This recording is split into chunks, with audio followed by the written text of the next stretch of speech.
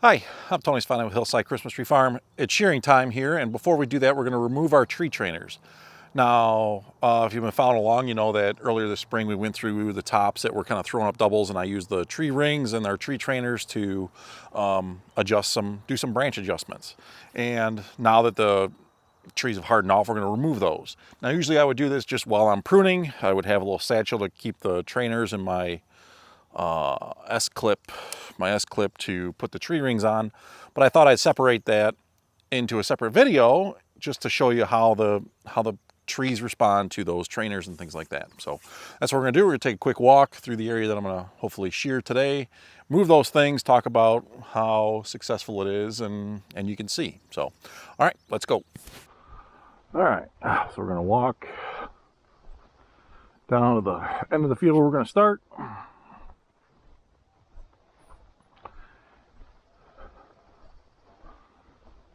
We'll take like 3-4 rows. All right, so this one here, and we tapened one up, did straighten out. Looks like the laterals were still pretty strong, and push the ring up a bit. Then we just take the ring, the clip, put it on there, and then just put it on our C-clip. And then when we talk about shearing, so hopefully, you know, these two leaders here still have they think they're in charge, but this one here is definitely kicked out enough that when we cut it, hopefully next year it'll sprout and it won't have anything turn up. This one here, still a bit leader dominance, but again, we'll cut that and see what happens next year. This one here looks really good, right? All those laterals kind of came out. This is the fun part, trying to get some of these off sometimes. There's that one.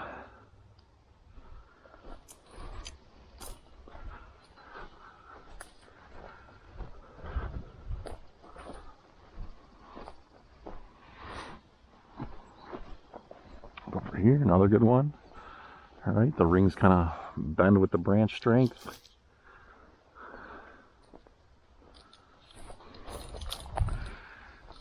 And like I said, usually I'm doing this just ahead of pruning, or while I'm pruning, but I wanted to do a separate video, show you how they look. That one didn't respond too well, so we'll have to do some adjustments there.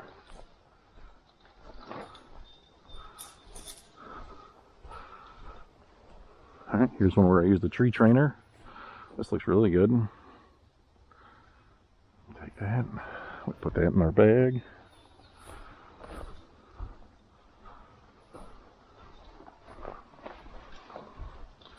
Perfect weather for shearing. It's like 50 degrees outside. With that comes a lot of moisture. So I kind of ran through with a mower this morning, so I'm not walking in real tall stuff. All right, here's where we use a tree trainer, right? Really helped support it through the side.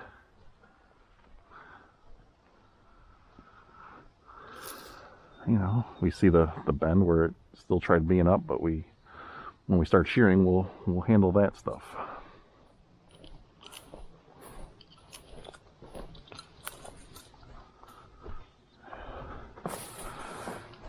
All right, here's one where we did like a double. Right now, I know we hooked this thing really down, but we're gonna cut it probably here once we get to that point.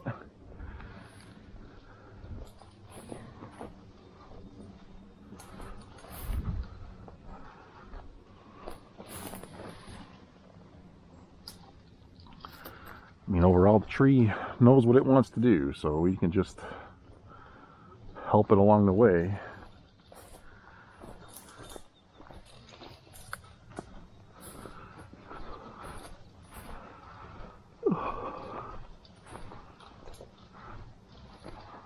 All right, this one here, I don't know, I must have had them hooked down here and they pushed off eventually, but I think we got enough.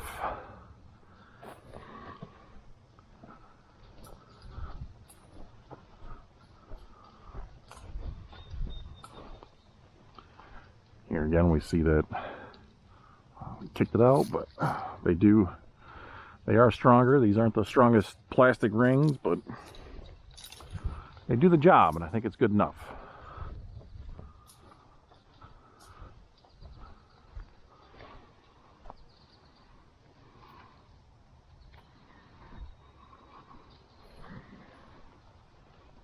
There's a real good example of how that ring helped flatten that top whirl out.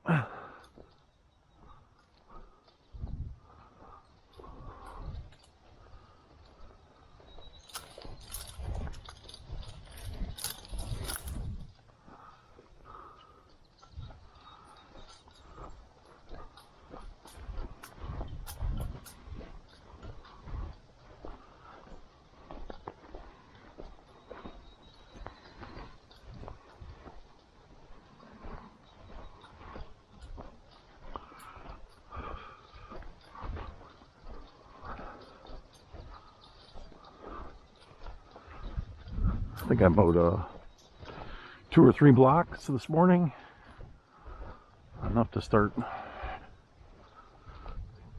getting the weeds down to make it easier to walk through.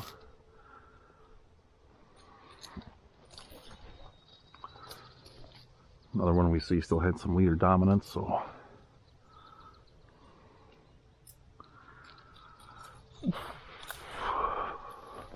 this one here worked out really well, right? Really flattened out those two.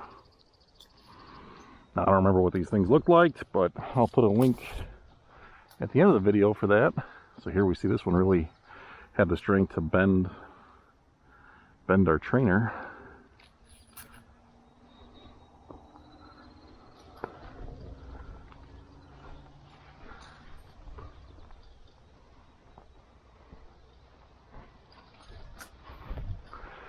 Just zigzagging. All right, this one here too also looked really good. Really flattened it out. Big strong leader there, but we'll cut it.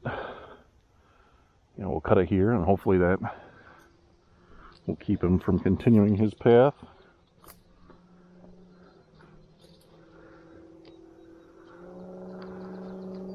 This one here had a little shorter growth on that, but again, we're going to cut all this off once we get the knife.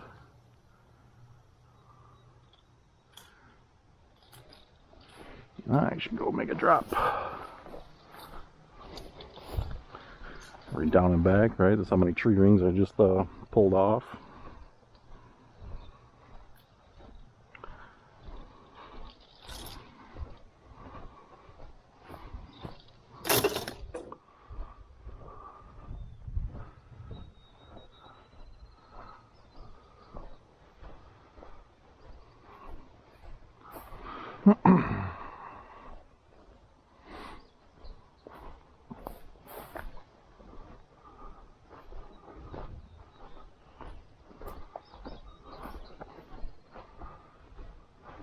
Alright, here's another one. Looks like it works really well.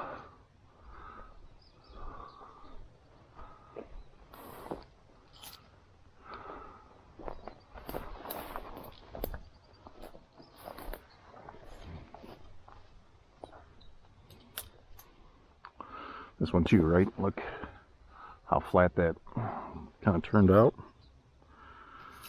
That's what I want to see.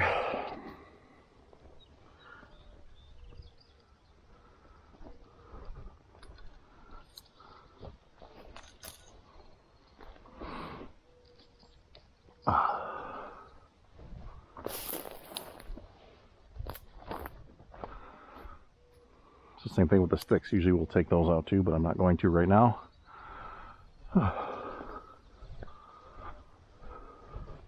Sticks are a lot cheaper than these plastic trainers. And I'll carry my bag and just have those in it.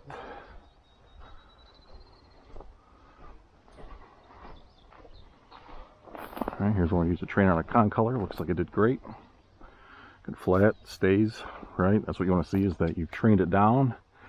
When that branch is hardened off, it stays in the shape that you kind of molded it to. Here again, good lateral structure. Huge leader. We will be trimming these things down this year because I don't think I need huge trees in this field, or a lot of huge trees. Ugh. So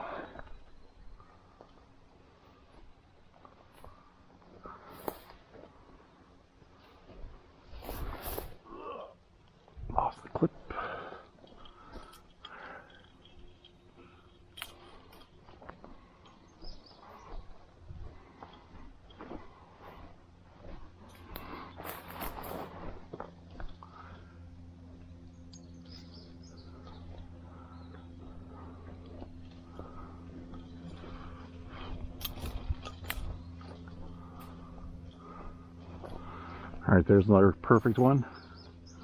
Nice laterals all side. And we make our lines, right? We'll be cutting that off. Perfect, exactly what we wanted to see. Another one, nice flat top. Nice. Now, is that how the tree's going to grow naturally, or were they all trying to compete? I don't know. I mean, being this is the natural crown from last year, maybe they would have dropped down, but there was a reason I put that ring on there. Seems to have helped. Here again, we probably had another double, right? 2 branches, 2 buds last year at the same height. They both had the leader hormone. We used a trainer to train one down, and we'll cut this one when we shear. That'll be perfect.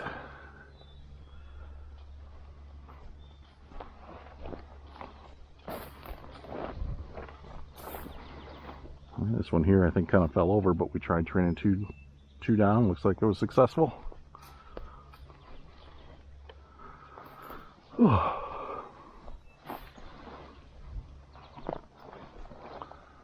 right. Man, look at that one, like 3 feet.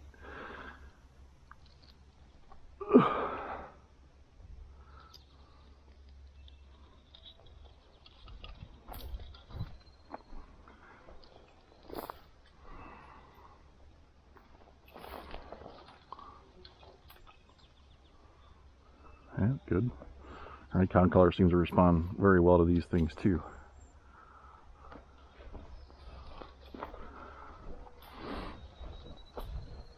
Some big trees, huh? That's a nice tall 10-foot concolor. We got another shooter coming up.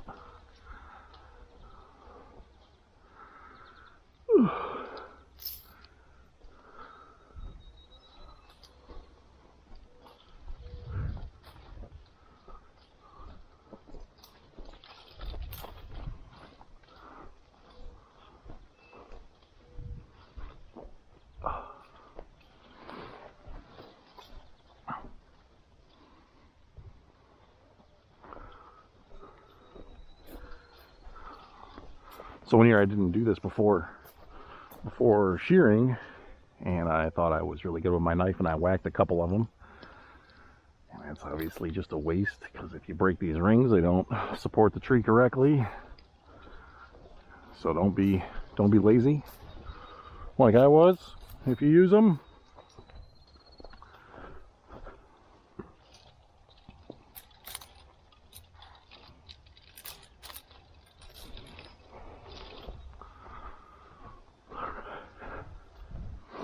Here, another good example of using a trainer for just 2. Really pulled those down. Staying in place. This one here, not so much. Maybe should have grabbed it out further. You know, it's not too late to do that, so we can give it another try. Let's see what this looks like.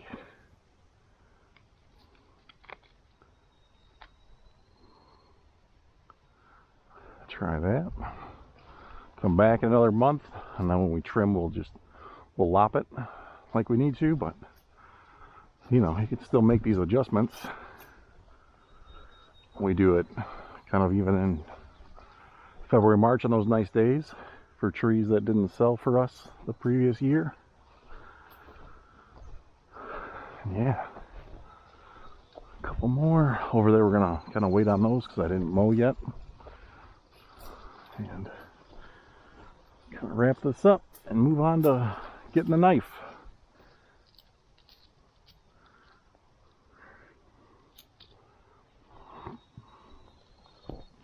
This one here, even the leader might not have been too strong enough for the support it needed. Maybe we'll decide not to use him and use him instead as the leader. And obviously this tree looks like it's going to have a couple holes, so we'll see if we can train something down now.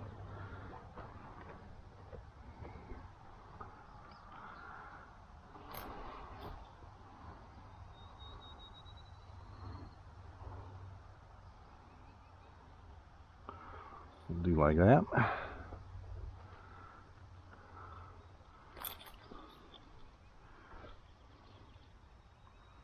And we'll do like that. I'm pulling this. Be a good way. Okay.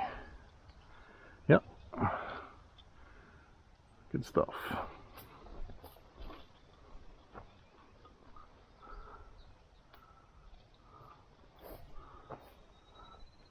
And here, so these metal poles that are running along the edge of the field, we put that snow fence and we left it up over the winter. Then it rubs on the trees and causes some damage that clearly doesn't look good. So shame on us. I'll move them out a little bit. All right, came up a little bit. So, all right, I've removed the trainers and the rings. And now we are ready to use the knife without risk of damaging your tree trainer investment. All right, good deal. All right, and that went pretty quick. We walked through the fields, a couple blocks here, and removed those trainers. You can see some places it worked, some place that branch I was trying to train was so strong it actually tweaked and moved the trainer. And then we have a choice. Do we want to keep trying to train that into a branch?